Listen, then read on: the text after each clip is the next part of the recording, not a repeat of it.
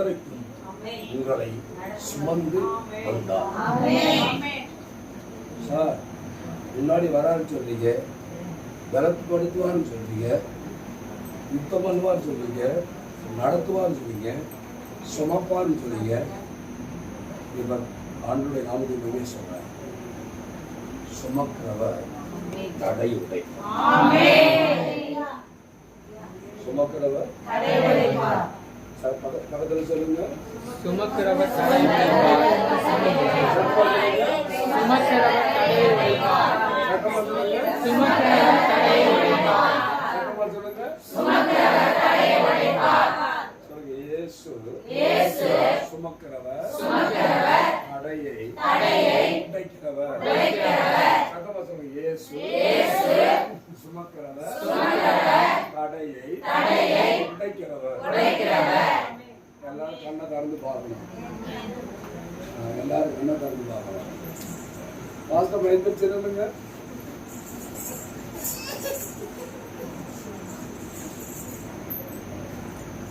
கர்த்தருடைய ஆவியானவர் சொல்றாரு, ஐயா எழுத முடிஞ்சா எழுதி வச்சுக்கிறோம், ரெக்கார்ட் பண்ண முடிஞ்சா ரெக்கார்ட் பண்ணி வச்சுக்கிறோம். ஓகேவா? எழுத முடிஞ்சா எழுதிக்கங்க, ரெக்கார்ட் பண்ண முடிஞ்சா ரெக்கார்ட் பண்ணிக்க. கர்த்தருடைய ஆவியானவர் உங்களை பார்த்து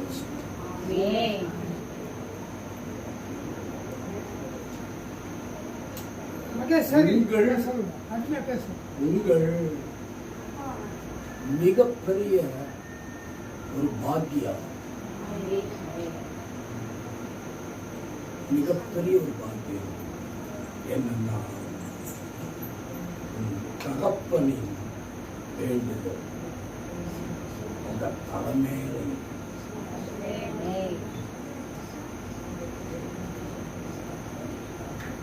உங்க தகப்பனுடைய ஜெபம் உங்க தலைமையில இருக்கு. அந்த ஜெபம் இத்தனை வருஷமாய் உன்னை அவமானப்படுத்தாமல் என் ஆண்டவர் தூக்கி நிறுத்துகிறது.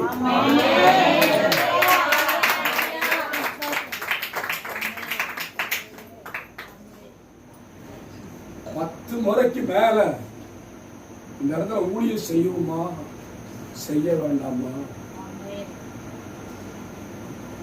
ஒரு பெண் தேவதையுடைய பகுதி, ஒரு சர்ப்பத்தினுடைய பகுதி, உங்களுடைய மனத்திலையும் ஒரு ஆவி